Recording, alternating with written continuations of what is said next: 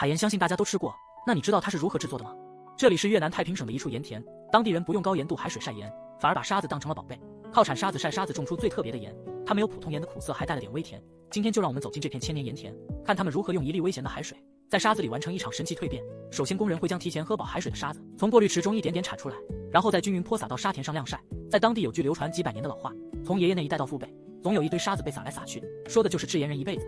他们早和这堆沙子绑在了一起，一代传一代产了整整上百年。当沙子经过一天的暴晒后，表面已经干燥并形成一层薄霜。如果此时沙子表面结板太多，工人就会用耙子把它耙松，让每一粒沙子都能晒到太阳。这个过程需要持续好几天。过去这里曾是一片广袤盐田，但如今这片区域已缩小了大半。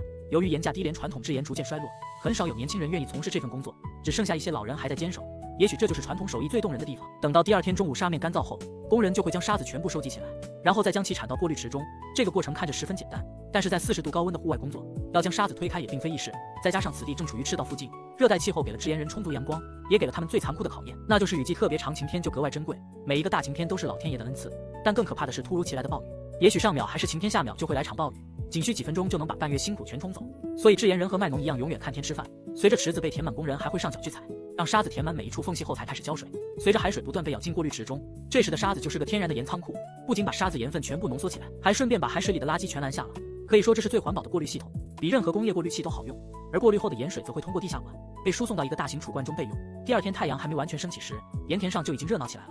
工人会把前一天过滤好的卤水一勺勺舀进方形的结晶池里，利用充足阳光和海风将其晒干。这个过程会持续到7点左右。当盐水经过4个小时的暴晒后，原本清澈的卤水会开始慢慢变白，表面的盐晶也开始一点点析出。